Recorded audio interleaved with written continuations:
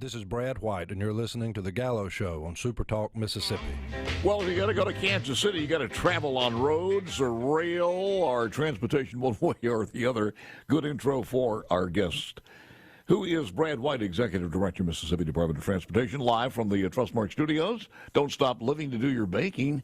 Easily manage your money whenever, wherever you want to with something called My Trustmark Mobile Banking. Enroll today at trustmark.com. Trustmark, people you trust. Advice that works. Member FDIC. Good morning, Brent. How are you, sir? Good morning. Good to be with you. What a day. What a day. Yesterday we thought, okay, what else could be monumental? Because last session was pretty monumental. And then yesterday we get the 1725, and who knows what else is going to happen by the end of this 4-month session. I know one of the things you and I talked about is we needed something, some patchwork to put together as far as funding is concerned. And I'll let you explain this, but I think we got, what do you have, 3 bills out there that address this? I know of 3 that Chairman Hobson, Chairman Branning, and Chairman Lamar in the House have that would provide new sources of revenue for the department. Are they all similar, or are they different in some ways? They're different trays. Chairman Lamar's deals more with the lottery, revamping it to where instead of $80 million, 80% would go to the roads and bridges of the state. Over in the Senate, Chairman Branning has a diversion of use tax as well as some gaming tax or gaming revenue that has been unobligated in the past that would be devoted to both capacity and maintenance. And then is that a recurring amount of money? That would be, all of this would be recurring, which is what we need. I mean, the problem is people need to realize that what we do at the Department of Transportation is we run a reimbursement program. We have to put our state funds up in order to receive the federal dollars back in the way of a reimbursement once the Federal Highway Administration has determined that we've built things to their standards and we followed their regulation. So our federal dollars, it doesn't come here and just sit in a bank account for us to spend. I mean, we have to spend the state funds first. We receive that back, and so we run a reimbursement program throughout. So having a consistent, reliable stream of state revenue is vital to the overall system. It's vital to being able to tap into all the federal money that may be available. It's vital to us being able to do the maintenance work on the existing system as well as try to plan into the future. And because of the federal dollars that are tied in, we do have metrics that we're required to hit in the way of trying to maintain the current investment that taxpayers have. And the reason that you've got traffic issues around Mississippi now, whether it's in DeSoto County on I-55, whether it was Rankin County a few years ago and on 49, areas on the coast, Metro Jackson, is because about 12, 15 years ago, the commission had to stop the program that was designed to address those needs and to continue to build out our system, looking 20 years into the future at traffic projections, and try to have a system that was being proactive rather than reactive with regard to where we thought the traffic growth and all was going to be. And they had to stop that program in order to put all the money over into the rehabilitation and maintenance of the current system. Now, luckily, we received a $1 billion extra in the last reauthorization, which will be paid out over 5 years by Congress with the Federal Highway Administration. And that allowed this commission to restart that capacity program to go back to doing the type of construction jobs that people like to see, that turns 2 lanes into 4 lanes or builds a bypass or various things like that. The problem is about a year after that, inflation hit, the economy changed, the cost of asphalt went up, the cost of labor went up, and we're not able to do as many maintenance projects as we were before. And if we don't address the model that we have as funding, I've not asked the legislature for any certain amount of money. I've asked them for us to reevaluate how we fund our transportation system. Let's get all of our eggs out of the basket of fuel tax. Let's look within the existing revenue streams of the department or of the state and find avenues with which we can collectively provide the revenue necessary to both stay ahead of the game in the maintenance of our system as well as continue to build it out. And I'm hopeful that we'll be successful doing that. Otherwise, we're going to be creating a storm that I realize in a couple of years everybody's going to start complaining when it starts raining. But it'll be a storm of our own making. The bill as far as the lottery going from 80-20 right now, the what was it? The highway takes 80,000, the first 80,000, 80 million, and then everything over there goes to education. And what this bill basically says, it'll be an 80-20. 80% of the money comes in from lottery will go to the highways, and 20% afterwards. Do we have any idea how much that will change? Or last year that would have meant an extra $25 million for the department. Okay, so it's not that lopsided, just an extra $25 million. Right, and the lottery continues to grow. I mean, the sense behind that bill is it's not designed to give MDOT more and education less. It's designed to try to keep that split about where they thought it would be when they began the lottery. So as the lottery grows, I mean, education's not going to lose money. I think we both would benefit from being able to do that. But well, theoretically, it could be a little bit later on, 2 years from now, 80 million for roads and 80 million for education. I mean, the way it's set up now, that's isn't right. it? You know, and we remind people, and you got to have buses, got to have roads to go to school on. That's absolutely right. Every time we have to shut down a bridge to do construction or something like that, some of the first calls we get are from school districts. They're having to reroute school buses around.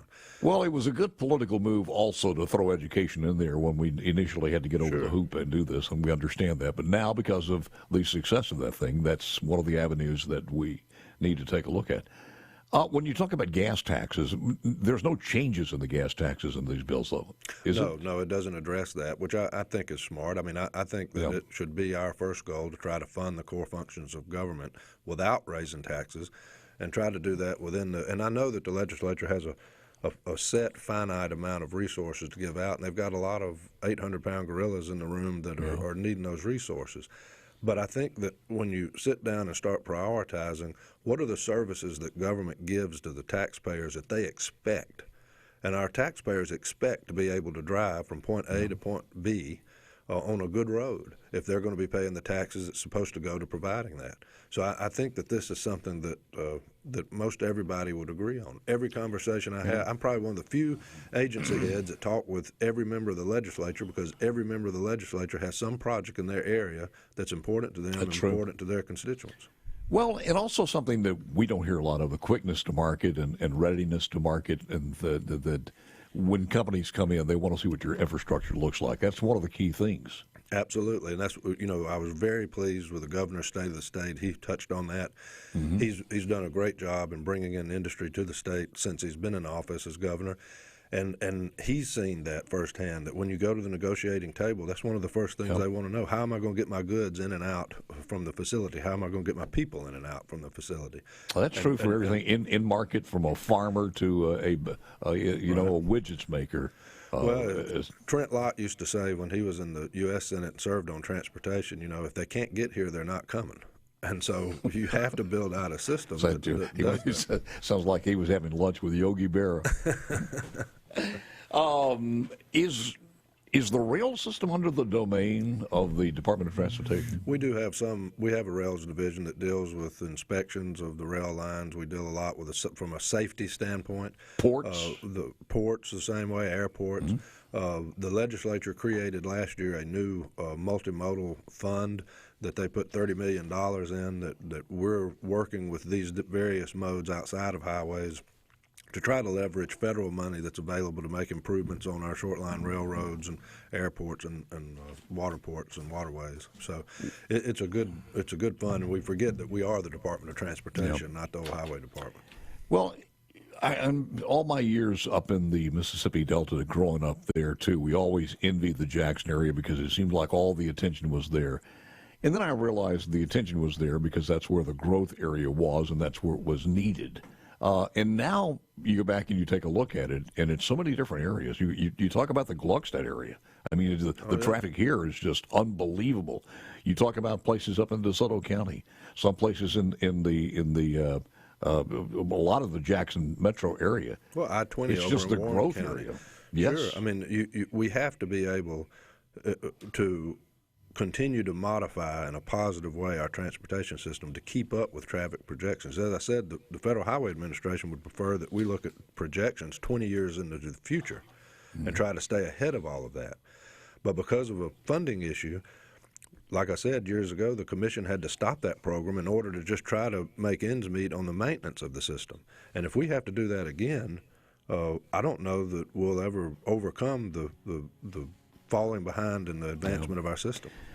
Got to tell you, when the week off last week, I had some family time and was through the Memphis area, and that was, is it I-69 or I-2? What is I-69 and 269. I-69. Yeah. That was the first time I took that, to bypass that whole area around 40 where, you got a better chance of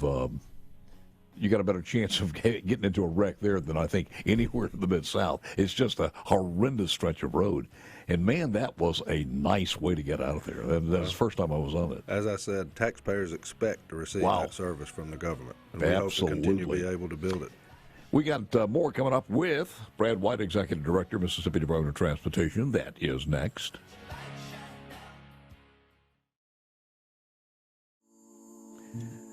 In the studio, it's Brad White. The Senate comes in at 10 o'clock this morning, the House at 2 p.m. this afternoon. NASA Stennis Day at the Capitol is 8 o'clock this morning, so it is on the first floor of the rotunda. Just wanted to mention that. Somebody asked in Etowamba, Bob in Etowamba, how are highway funds divided among the 3 districts in the state? How long do we have here? Well, we're required by the feds. It's completely data driven. So every year, all the interstates are driven with a team of our research people as well as Federal Highway, and they evaluate the pavement. They do it every other year on all the 4-lane and 2-lane highways. It was just done in 2023. And a program is then developed out based on needs and based on that data. So if you looked at our budget on an annual basis, one year one district may look like it had more than another because of that. But if you pull it out over a 10-year period, it's funny that it all ends up almost being a third, evenly distributed around the state. But I think it's a good system that we have because it takes the politics out of it to where nobody has to worry about, well, we didn't vote the right way in this election, so our road's not going to get worked on. So it follows that data that's based on the condition of the pavement around. So people will understand this. One of the ways to save money is through the contract process, bidding process, getting more efficiency out of everything from the equipment, from the time of the year you do it, just a multitude of different ways. And I know you and I have had this conversation. All of those things are being worked on as far as if there's a way to save money. We're doing it or trying to do it. Yeah, absolutely. And one of the things that we're working with the legislature this year, and the House passed this bill out on a unanimous vote of those present, is to expand our authority on how we deliver projects. So we're calling our alternative delivery bill. And it basically will give us another tool in the toolbox that allows us on these projects that would qualify to basically mitigate the risk on the front end. You bring in the contractor, you bring in the design people, and you're able to work out some of the things that you may get into later that allows you to mitigate that risk, which means you cut out a lot of the costs that may incur later. You shorten the time frame of trying to deliver the project and finish that. And it's just something that makes common sense. And Was that a learning process on Highway 49? Somewhat, but Yes. We're doing like the progressive design build on this Marshall County economic development project that the governor got, that where we're helping build out an interchange and some advancements to the roadway there, and it will make us more efficient. Other states around the country have already been utilizing this, and so we're excited that the legislature is seeing fit, it appears, to expand our ability to use more efficient methods in delivering for the taxpayer. What comes into the decision when somebody like Buc-ee's comes in such a big project that it actually dictates need to change on the interstate system? How does that work out? You enter into a negotiation. A lot of the developers put forth a lot of that money. In this case, I think Harrison County, a lot of the local governments were participating in a lot of that. That's not something that's coming necessarily out of our programmatic dollars. But around the state, you have people that come in, and when a big development is happening, they participate in what would be necessary in order to expand the system there to accommodate the new traffic there, just because we don't have the resources to react to that all the time. So it's a partnership that we do, and it seems to work. Governor Reeves made the transportation program that he, what was it, was it last year, year before, or last session, the session before last, when he, I think it was last session, wasn't it? When he put together all of those projects that needed to be done? Well, what he did is he took our 3-year plan and he proposed to the legislature, and they saw fit to do this, that if we're going to do one-time money, let's spend it on these one-time expenses. Let's go to the projects that are about to be ready to be built, but the resources aren't there to build them, and let's go on and put the money on building them and get them out of the way. Because, again, we run a reimbursement program, so we want to be able to cash flow these projects ideally. So with one-time money, that does no good for us in the long run. So that's what we did last year. Was the legislature gave us about $460 million of one-time money to build out projects, but that's not going to help us in the years to come. So that's why we're trying to get a new model. Short time is wonderful.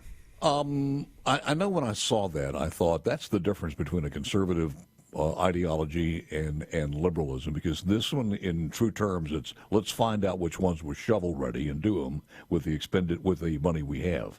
And in the previous administration, shovel ready didn't mean the same thing. So look, I've been very pleased with the way the legislature and the governor have worked with us, because nobody's tried to get in and make this political. Everybody's tried to follow the data. Everybody's tried to make sure that we weren't spending good money after bad.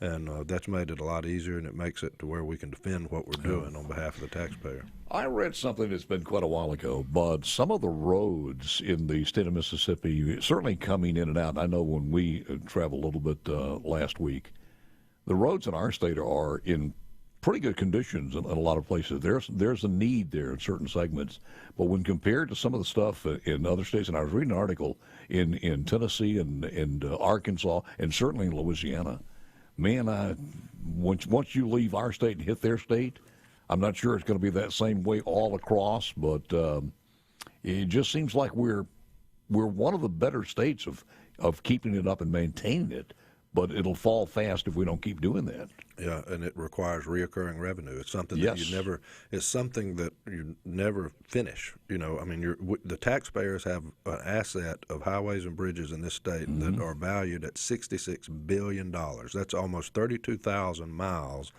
of highway. And it takes reoccurring revenue to be able to stay ahead of the curve, and not only trying to keep it in good condition, but also trying to build out for the future and make sure that we can accommodate the traffic. And the thing that people have to remember is we can't create our own revenue at the Department of Transportation. Everything we get is something that the legislature at some point in the past has determined to divert to us in the way of reoccurring revenue to pay out this program. The fuel tax, the lottery money, the fees on electric and hybrid vehicles, all of those are things that the legislature in the past, recognizing the type of program we have to run in conjunction with the Fed, requires reoccurring revenue, and they've provided that. When the lieutenant governor was on with me the other day, and we were talking about this, he said he has an aversion to diversion. I thought, well, I don't understand that. When I figured my pay grade wasn't up to his. But just about everything we get is a diversion one way or the other, isn't it? I mean, I don't know how you provide reoccurring revenue to a construction program without setting up some type of dedicated stream of revenue. And, I mean, that's what the legislature did however many decades ago with the fuel tax. It's a diversion. They chose that in order to run the federal program and to be able to run the reimbursement program we've got to take advantage of federal money, that they have to dedicate a stream of revenue to it, and they chose the fuel tax to do that. Thank you, because I couldn't figure that one out myself, and I thought, well, you'd have to have selective indignation on certain ones, and I'm not sure, but they all seem to be the same thing, and you got to have it one way or the other. Yeah. And like I say, this is the bottom line is this is a core function of government. It's something the taxpayers expect. I think there's a way to do it without raising taxes, and I'm hopeful that we can have that conversation of modernizing this funding model to where we're able to produce what our mission is, and we're able to do what the taxpayers expect of us. Otherwise, like I said, we're going to create our own storm, and when it starts raining, I'm not going to have an umbrella to hand anybody. Yeah. What's the status of these bills and the next deadline? I think they're all still pending. These are revenue bills, so they have a different deadline. That's true. From the general. I think they're all pending in committee. I think the two in the Senate were double referred to finance and as well as accountability. Chairman Lamar's bill, I think, was directed back to the Ways and Means Committee in the House. So I expect for it to get out of his committee, and we'll just see. Brad, as always, sir, I do thank you so very, very much. Very informative, and we'll be watching those bills. Thank you, Paul. Appreciate the You opportunity. got it. Brad White, Executive Director, Mississippi Department of Transportation.